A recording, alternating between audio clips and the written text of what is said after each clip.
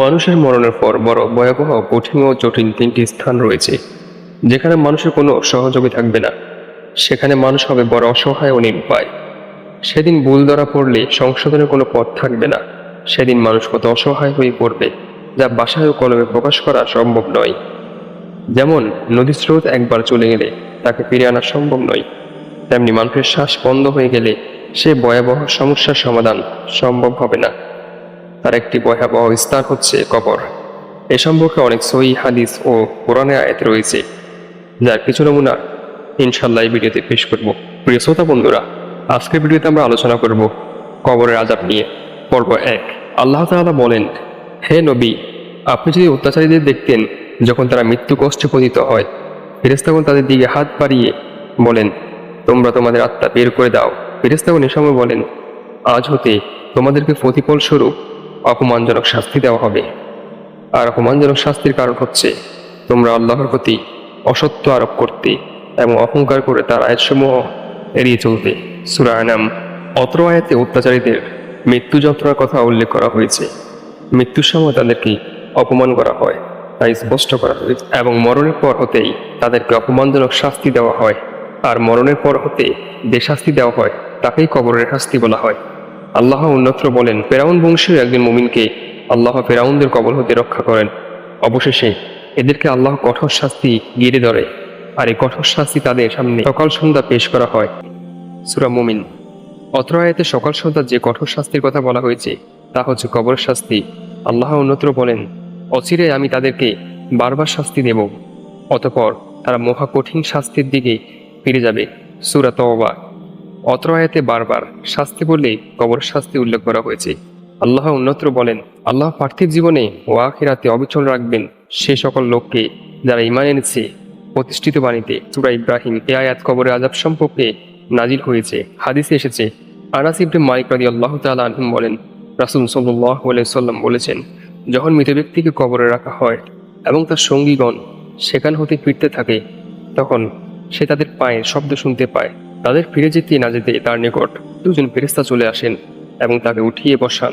তারপর নবী করিম সাল্লাল্লাহু আলাইহি সাল্লামের প্রতি ইশারা করে জিজ্ঞেস করেন, তুমি দুনিয়াতে এই ব্যক্তির সম্পর্কে কি ধারণা করতে?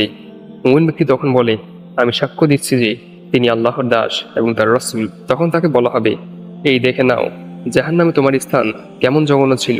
আল্লাহ তোমার সেই স্থানকে জান্নাতের সাথে পরিবর্তন করে দিয়েছে। তখন সে উভয় স্থান দেখে এবং খুশি হয়। কিন্তু মৃত ব্যক্তি যদি মুনাফিক বা কাফের হয়, তখন তাকে বলা হয়, দুনিয়াতে তুমি এই ব্যক্তি সম্পর্কে কি ধারণা করতে? তখন সে বলে, আমি বলতে পারি না, মানুষ যা বলতো আমিও তাই বলতাম। প্রকৃত সত্য কি ছিল তা আমার জানা নেই। তখন তাকে বলা হয়, তুমি তোমার বিবেক দ্বারা বোঝার চেষ্টা করনি কেন? আল্লাহর কিতাব পড়ে বোঝার চেষ্টা করনি কেন? অতঃপর তাকে লোহার হাতুড়ি দ্বারা এমনভাবে পিটাতে শুরু করবে, মানে চোটে সে হাউমাউ করে বিকটভাবে চিৎকার করতে থাকে। আর এত জোরে চিৎকার করে যে মানুষ ও জিন ব্যতীত সবকিছুই তারা চিৎকার শুনতে পায়। বুখারী মুসলিম।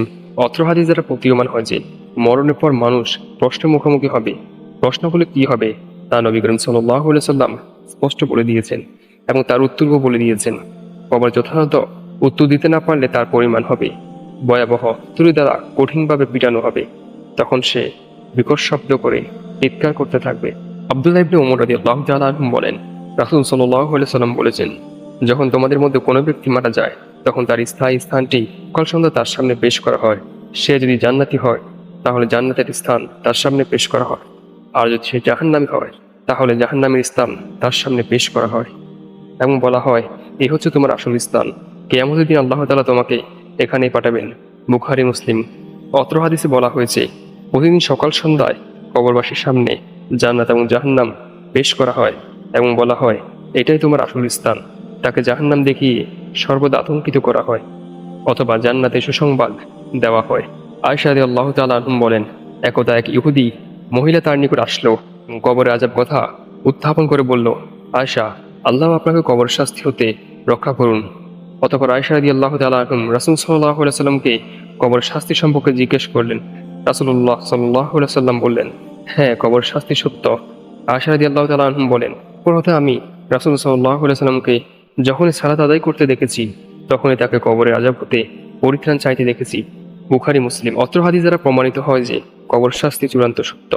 নবী করিম সাল্লাল্লাহু আলাইহি সাল্লাম যখনই সালাত আদায় করতেন তখনই কবরের আযাব হতে পরিত্রাণ চাইতেন। তাই আমাদেরও উচিত প্রত্যেক সালাতের মধ্যে কবর শাস্তি হতে পরিত্রাণ চাওয়া।